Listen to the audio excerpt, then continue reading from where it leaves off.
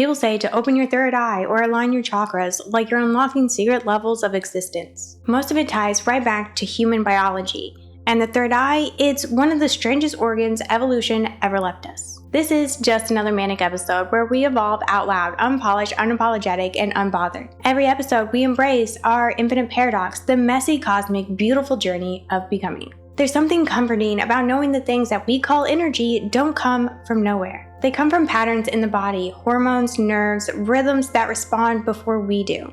Maybe the third eye isn't about seeing the unseen. Maybe it's about noticing what's been there all along. Before we talk chakras, let's get one thing straight. The human body is already wired like a cosmic circuit board. Every spot people call energy centers lines up with something very real.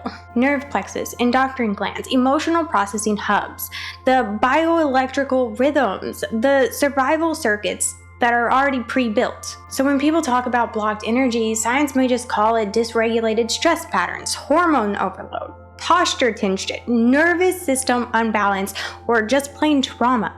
Chakras aren't sci-fi holograms floating along your spine. They're poetic names for systems your body already uses. I'll be touching on all 7 really quick, but if one of them calls out to you personally, let me know in the comments below and we can do a deep dive into it. The root chakra is the one that usually gets blamed when life feels uneasy. When you feel insecure, ungrounded, or like your whole reality is on thin ice.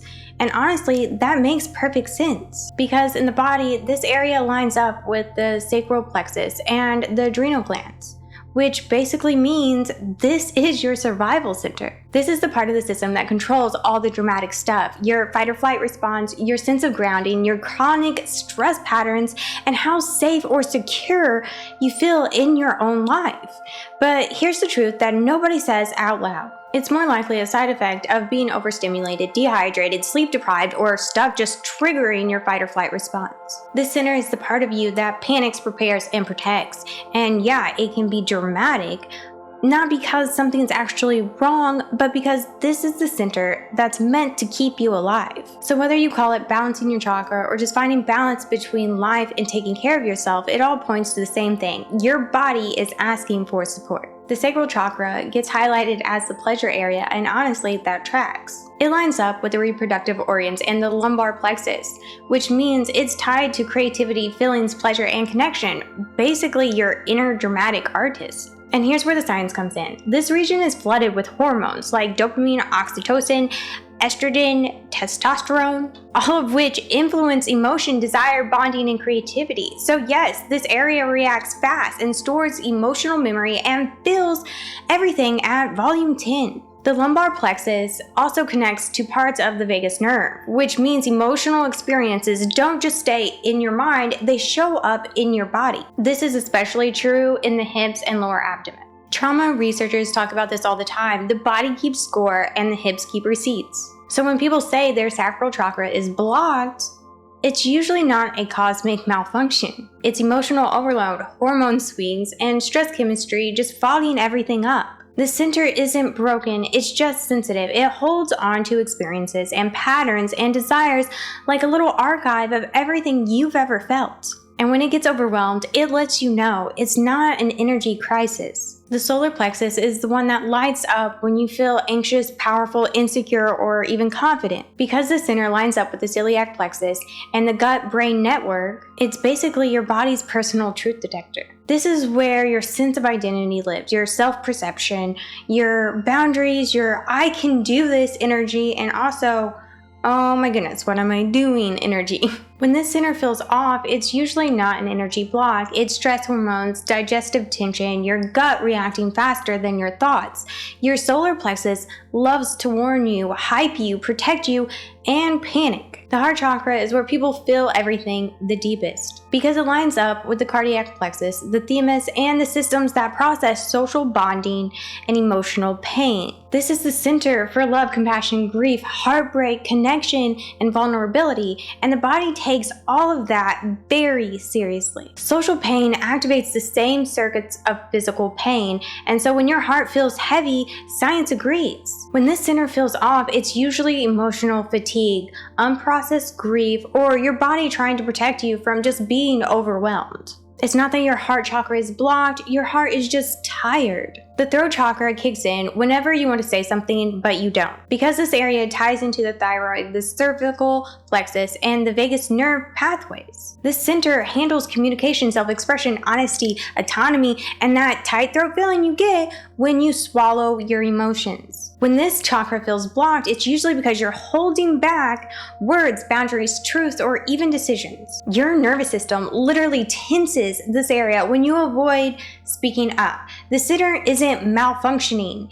It's asking you to stop over-editing yourself. Everyone loves to hype up the third eye like it's a mystical flashlight, but in the body, it lines up with the pineal gland. This center handles intuition, pattern recognition, internal clarity, dreams, and subconscious processing.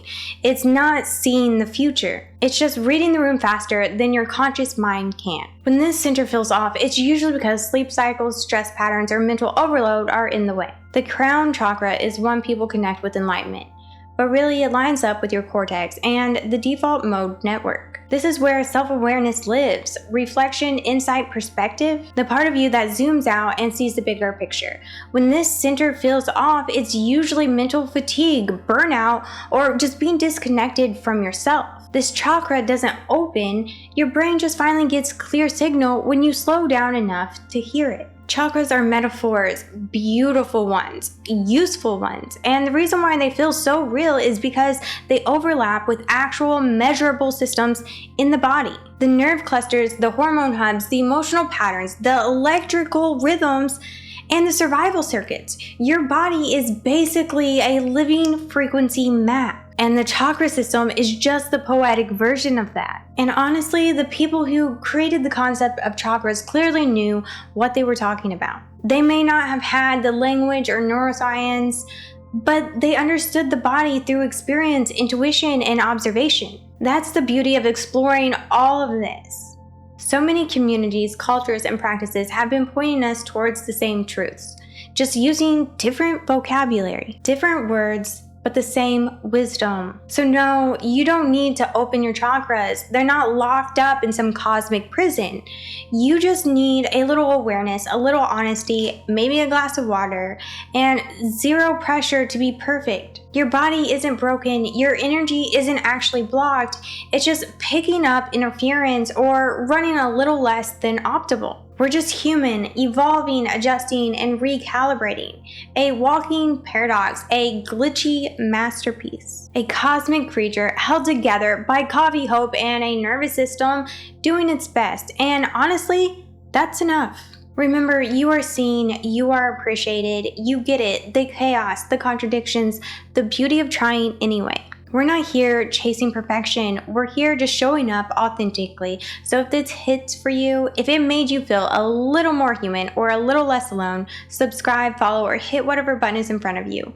This didn't find you by accident. This is just another Manicc episode. Take what resonates, recycle the rest, and don't forget to stay hydrated.